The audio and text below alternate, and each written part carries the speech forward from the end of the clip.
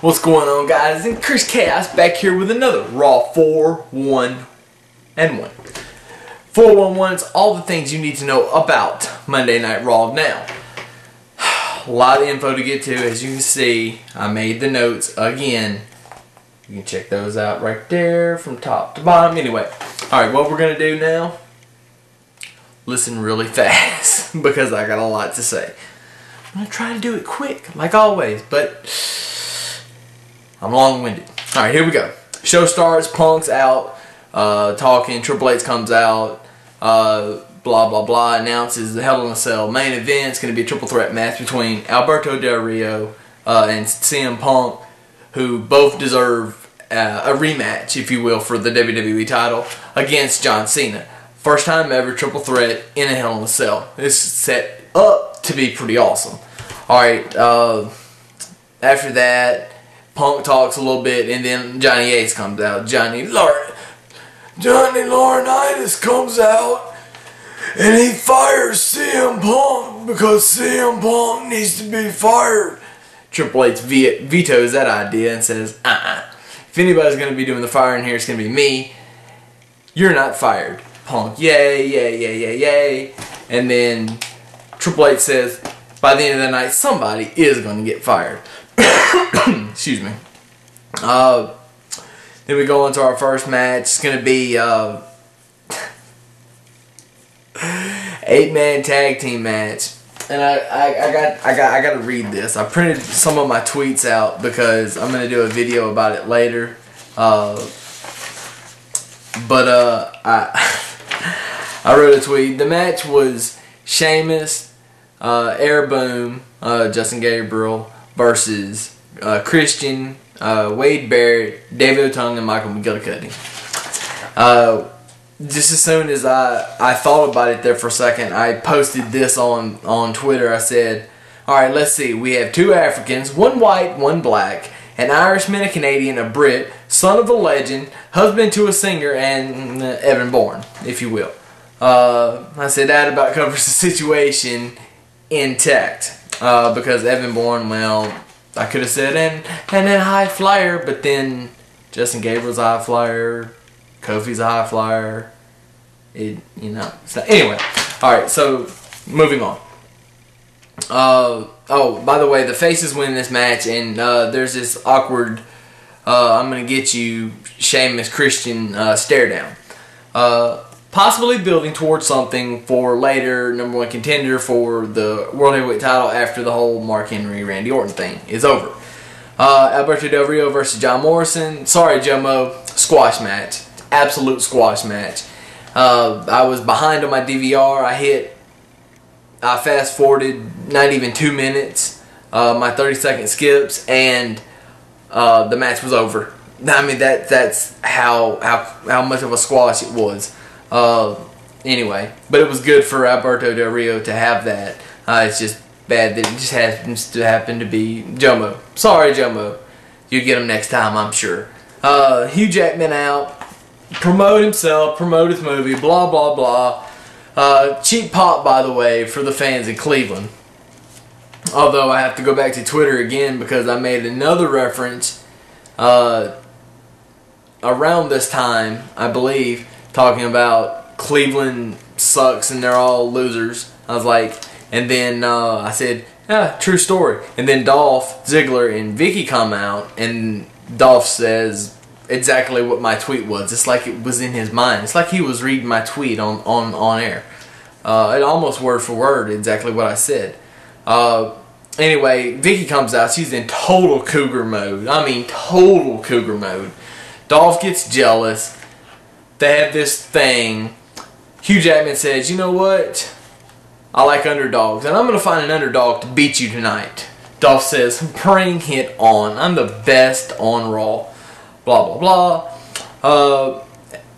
But as Hugh Jackman, before they go to break, he goes and gets a Ryder sign. It says Ryder is greater than Wolverine, and holds it up, pretty much giving away what's going to happen, and that it's going to be Zack Ryder. Which is probably why they did the backstage thing later on, which I didn't write down because I don't care. Then Miz and Truth arrive. John Laurinaitis tells them they gotta go to Triple H's office because Triple H needs to talk to them. So they go to his office, but I'll get to that later. Sin Cara, or Hunico, or however you pronounce his name, I don't even know.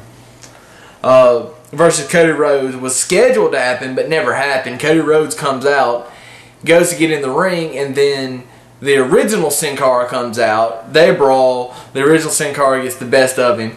And by the way, if you want to know how I know it was the original Sin Cara, the original Sin Cara is a smaller guy. He's a little smaller, but Hunico or Hunchiko, however you pronounce his fucking name, is a little heavier set. His chest is bigger. And plus he's got blonde hair because he for some dumb reason won't stuff his hair up in the mask, and it's always out. So that's just a couple of ways you can tell which is which. Which Sin Cara is the fake and which is the real. Also, the crowd knew who it was. It wasn't as but there were people on Twitter, I don't know who it is. It's pretty obvious. I mean, it's not brain science. Anyway, Trips with Miz and Truth says, well, you know what you did. They said, we're sorry, we love our jobs, we love performing. I even apologize to the Little Jimmies, which, by the way, shouldn't do. Little Jimmies don't deserve it. Anyway, and by the way, I tweeted that as well. Got a couple of good responses to that as well. Anyway, Triple H says, okay, you love the WWE Universe, you love wrestling here, well, you're going to wrestle tonight against CM Punk and John Cena in the main event. Go get ready. Then we shoot to the interview Jim Ross is doing with Mark Henry. Mark Henry says, or Jim Ross says something about nobody ever believed in you, no blah blah, and Mark Henry said, yeah, you're right, and you and everybody else, so you're going to apologize for the fans, and then you're going to apologize to me on behalf of you, whatever. It never comes to that. Henry chokes him with his tie, and Jim Ross is going, he's hurting, you're hurting me, you're hurting me. Well, duh, he's not supposed to be patting you on the back, stroking your head. Oh, good little Jim Ross, that's a good little JR, eat some barbecue sauce. Lawler gets in the ring, no, stop. He said, fine, you're going to take his place. He grabs Lawler punches him a couple of times, and Mark Henry goes to give him a headbutt and botches that way bad. And then destroys him, puts him through a table. Then we go to Kelly versus the Divas of Doom. Kelly and Eve Torres versus the Divas of Doom, and Eve wins for the team over Beth Phoenix. I don't think Natalya ever even got in the ring. I think maybe she did once, but quick tag in and out. I mean, that was it for her. Better than Cody Rhodes, though, I guess. They're killing it. I don't know. I would at least have had them win this match tonight, but you know, what the hell do I know? Anyway, Dolph Ziggler versus Zack Ryder. Ryder wins.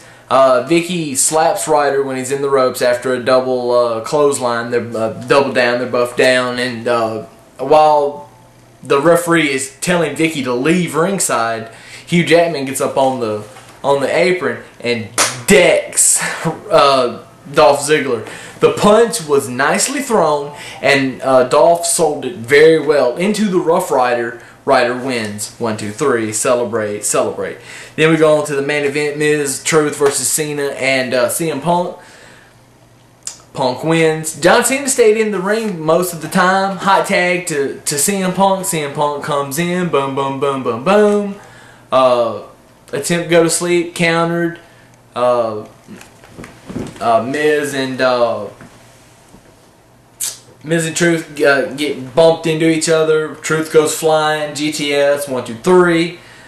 And then as John Cena comes in, grabs Punk's hand and holds it up as if Punk was the grandest of all, which, you know, we all know. Triple H's music comes on, says, I'm sorry to cut the celebration short, guys, but Miz, Truth, you're fired, and then leaves. Miz and Truth look at each other and they're like, oh, fuck this, and they cut up the ramp. Well, they attack Triple H as Scott Stanford, I believe, was about to interview Triple H about, you know, this firing that he just did of Awesome Truth, and the Miz and Truth jump on Triple H, knock him down, start beating on him. So the, you know, big brawl. The whole Raw roster was sitting right there. Why would the whole Raw roster be sitting right there? Even though there was a couple of monitors there, so I guess it was just well placement, well timing. And they separate them. Triple H pushes everybody off him, says, "Get off me." He grabs them, throws them out of the building, and as we're watching Triple H walk off, he goes to tip over a cart, and it doesn't tip over. It's so funny. Epic fail on that. Now, as far as the show goes, the show was decent. But, you know, I heard a couple of people talking about it being anticlimactic. Talking about it, they want shock value. They want it to be like it used to be in the good old days. Well, you got to remember, guys, back in the good old days, which is the Attitude Era, which I know is what everybody's saying, you know, WWE had to do something every week because WCW was raising the bar every week. They were in direct competition, and now WWE doesn't have that, so they don't have to do it, and they're not going to. It would be dumb of them to do it. They can take stories which before they had to do it like a month at a time. You know, it had to be short stories or you know, 2 months and that was it. You know, nothing longer than 2 months, God forbid. Because we got to keep up with our competition and do better. Now, they can take a story and they can drag it out as long as they want to because they don't have any direct competition on what they're doing on Monday nights. Even if TNA was to move back to Monday night, they still wouldn't have direct competition because most people are going to watch Raw on Monday night, and a few people will watch TNA, but the majority of, you're not getting a lot of fans from Raw to TNA if TNA was on Monday night. So they would still do this. So don't think, oh, well, TNA could change that. No, TNA couldn't because TNA is not doing shit in viewership right now. They're going up and down. You know, they'll go up a little bit and they'll have a really good week, and then the next 3 weeks it'll be shit. Going into Bound for Glory, they're probably, you know, they might have better stories and better, but I doubt it. The way the first Impact looked, it's not going to go that way. Now, I want to hit real quick on everybody talking about the new NWO.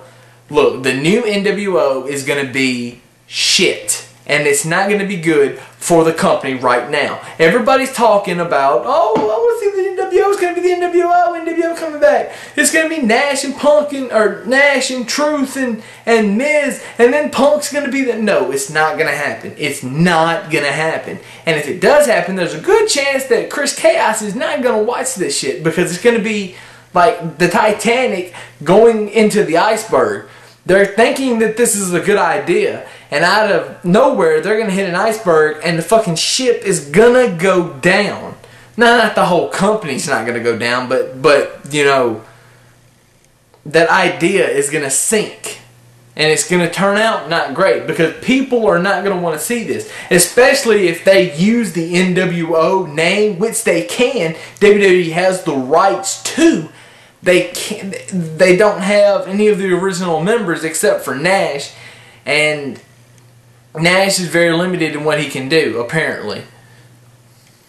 I think if Nash can't wrestle a 10-minute match, they don't need to have him there. They're wasting money and time and everything else on him. If they want to start a super group, that's fine. I have no problem with it. I have no problem with it at all. I don't want it to be the NWO because it tarnishes the legacy of what was set in the NWO. When I think back of the NWO, a lot of people try not to remember like the silver and black NWO, or the blue and black NWO, the last two NWOs. The people try not to remember those because they were horrible. I mean, WCW at the time was horribly booked, and they don't want to remember that. So, and I don't want to see a new NWO, period. And that's how I feel. So, that's how I feel about that. It sucks. Now, that is Raw. That is the 411. And that is another couple of little nuggets that I just happened to throw onto you. I know the video is immensely long. I really hope that you watched it all. And if you didn't, maybe you watched a little bit of it. If you did, great. If you didn't, fine. If you don't want to, if nobody watches this video because they're gonna see this gonna be like 16 minutes long, that's fine too. Anyway, a lot of information to get out. That's why the video is long. I'm sorry, you just have to either watch it or don't.